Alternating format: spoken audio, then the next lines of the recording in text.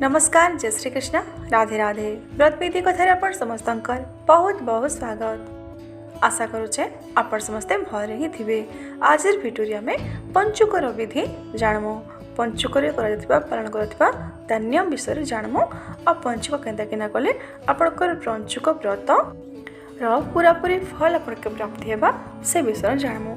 आ केन सब जिनिस पालन कर पंचुक भितर कार्तिक पूजा भितरे कार्तिक मास रे जेहेतु पंचुक 5 दिन भी कार्तिक मास रे ही आसे आउ कार्तिक मास रे जदि कार्तिक मास एक मास व्रत रखी नहीं पारन तो तांकर लगे पंचुक व्रत रही और जेन सब नियम कार्तिक मास रे पालन करा जायसे से सब नियम ही पंचुक रे पालन करा जायसे।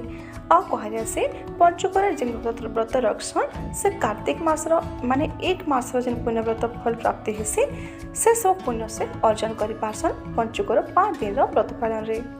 कार्तिक मास होचे अत्यंत पुण्यदायी मास जेन मास रे कि भगवान श्री हरि और हरंकर पूजा अर्चना करा जायसी।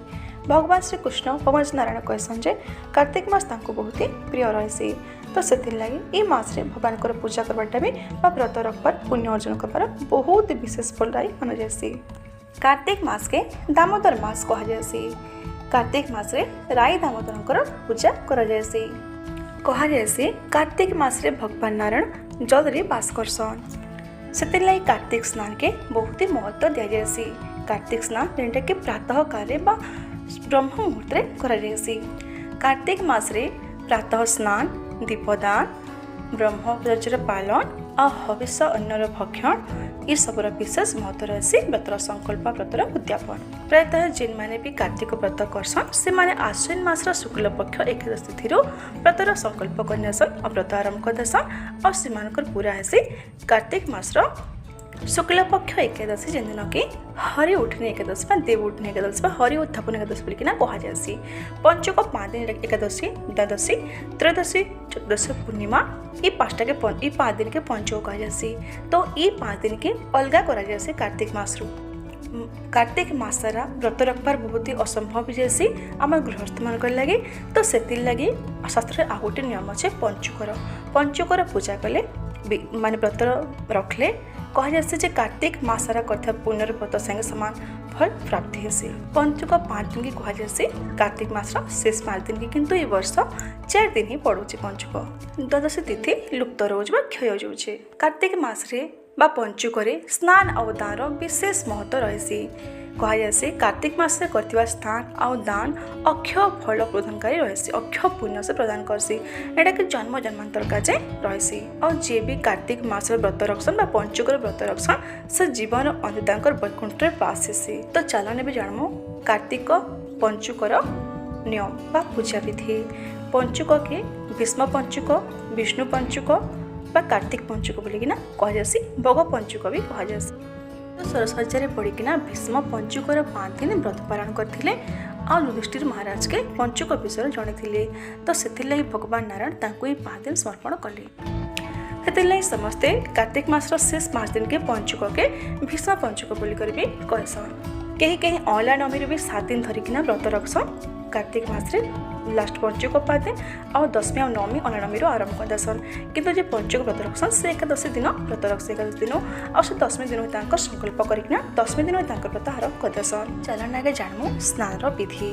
कार्तिक स्नान में 4 ରୁ 5 बजा भितर माने ब्रह्म मुहूर्त रे स्नान करा जायसी।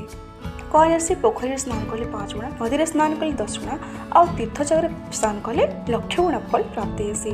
स्नान कर सारा पर दीपालय दर्शन और तुलसी पूजार विशेष महत्व रही। सकाले जलदान संध्यारे दीपदान और द्वादश तिथि माता तुलसी विवाह विष्णुकर पाषाण स्वरूप सालग्राम शिलांकर संगे करा जायसी। माता तुलसी होचन भगवान प्रिय और तुलसी सेवार भी मास बहुत ही महत्व रही।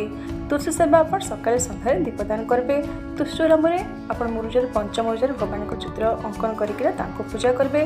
राई दामोदर पूजा करेंगे। तुलसी वृक्ष मूल्य कार्तिक महत्व श्रवण करेंगे। तार संगे पंचवृक्षर पूजा आसे मैं धात्री बट पिपड़ बिलपत्र बिल गछ आ तुलसी ये 5टा वृक्षर पवित्र वृक्ष हिसाब से 5टा वृक्षर पूजा कर सन्धार पवित्र वृक्ष मूले दीपदान कर तुलसी पूजा और स्नान विधि भगवान पूजा विधि। तो ये चलो जानू दीपदान विधि से स्नान संगे दीपदान विशेष महत्व रही। तो दीपदान केन करते बेले चलन भी जानमु। तो आप स्नान कर सारापर सेन जलाशय पाखुटा दीपदान करेंगे। तापर तुलसी मूल्य दीपदान करेंगे, पंचवृक्ष दीपदान करेंगे, बालर दीपदान करेंगे और तार संगे 4-6 जगह करेंगे दीपदान जेहेतु चारिआड़ आमके सुरक्षा प्रदान करसी। संगे आकाश दीपदान आउ पितृ दीपदान। दीपदान महत्व रही प्राय संध्या समय किंतु आकाश दीपदान आपण प्रातः भी करें, जलाशय दीपदान आप प्रातः समय महत्व से रही कि आकाश रे तारार दर्शन हेसी। तारा दिशुथिबे तो आप आकाश दीपदान करेंगे, सेटा ब्रह्म मुहूर्त भी हो कि राति रे भी हो। आकाश दीपदान देवता मान निमित्त करा जायसी। मास रे स्नान और दान विशेष महत्व रही। दान माने दीपदान आ तार संगे उद्यापन दिन आप सकाले अन्न वस्त्र दान ब्राह्मण के करेंगे, तिल कांचन और गोरुदान भी करेंगे। तिल पाप क्षय काजे आउ कांचन माने सुना आमर सुख समृद्धि बढ़ोतरी काजे आ गोदान आमर पुण्यर बढ़ोतरी काजे जीवन आम वैकुंठ बास आम जीवन शेष मोक्ष काजे से गोदान दि जाए। 3टा दान के तिल कांचन और गोदान के सर्वश्रेष्ठ दान बोल के माना जाए। आउ तानु भी अधिक माना जाए दीपदान के। पंचुक स्नान और दान पर आसी हविष्य अन्न भोजन करवार। भोजन रे केवल अरुआ अन्न आ कृष्ण रंगर मुग बा कला मुग तार संगे सारू अगस्ती फूल पत्र आपण नहीं पारबे, तार संगे धात्री फल आपण नहीं पारबे। आ भोजन के करबे घृतरे सब रांधबे माने घिहरे सब बनाबे आ पलसा पणस बा साल पत्र आपण भोजन करबे। भोजन करबार भी नियम अच्छे। हविष्य अन्न भी आपण के 7 गुणा फल प्रदान हेसी, पुण्य फल प्रदान हेसी। आ व्रतर उद्यम लक्ष गुणा पुण्य फल प्राप्ति हेसी। शुद्ध वस्त्र पिंधिकिना स्नान करिकिना आपण भोजन रंधन करबे। जेतेले आपन रंधा सरी जिबा आपण तेल बाड़ फेकिना आपण भोजन भगवान विष्णु के आगे निवेदन करबे।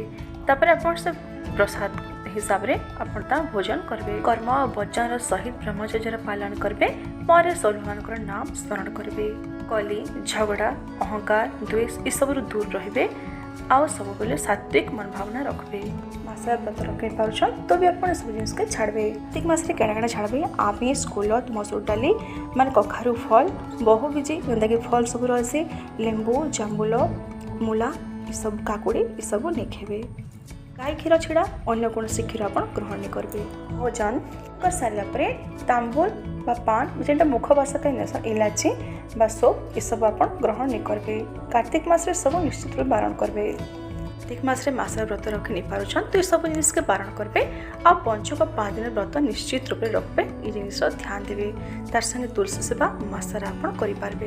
हरंकर स्तुति चालीसा ये सब आपण पाठ करि पारबे, गीता पाठ करि पारबे और कार्तिक महात्मार आपण प्रत्येक दिन पाठ करि पारबे। भगवान सबठु अधिका खुशी हसन तांकर नाम कीर्तन रे। भगवान कर गुणगान कले भगवान प्रसन्न हसन। तो हरि कीर्तन करबा लगे आपण नहीं भूलबे। आधा घंटे सकाले संध्यारे आपण हरि कीर्तन करबे। कार्तिक मास होचे पुण्यदायी मास जेन के भगवान कर मित्र जे कोनोसी काम करसो ताम के लक्ष्य गुणा हेकिना फल प्राप्ति हेसी, पुण्यर प्राप्ति हेसी। भगवान विष्णु के कार्तिक मास रे कनियर फूल चढ़ावा लगे नहीं भूलबे। हल्दिया कनियर भगवान के निश्चित रूप चढ़ाबे।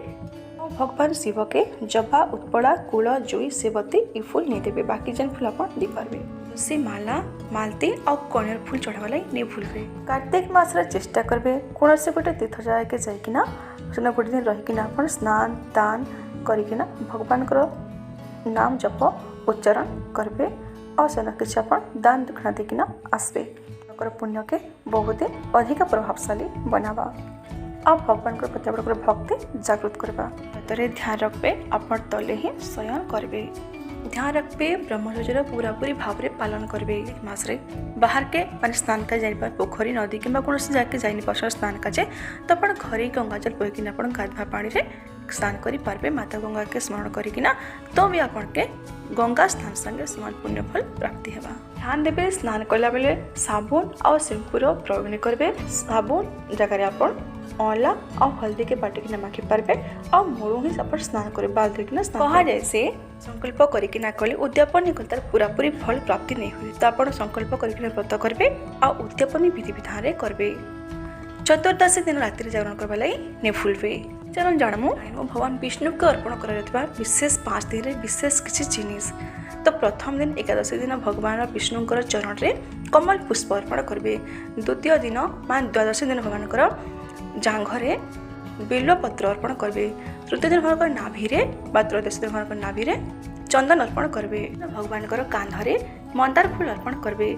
आ पंचम दिन पूर्णिमा दिन भगवान मथारे मालती फूल अर्पण करेंगे। प्रत्येक दिन भगवान के तुलसी अर्पण करने लगी नहीं भूलबे और तुलसी काठर चंदन भगवान के लगाबे।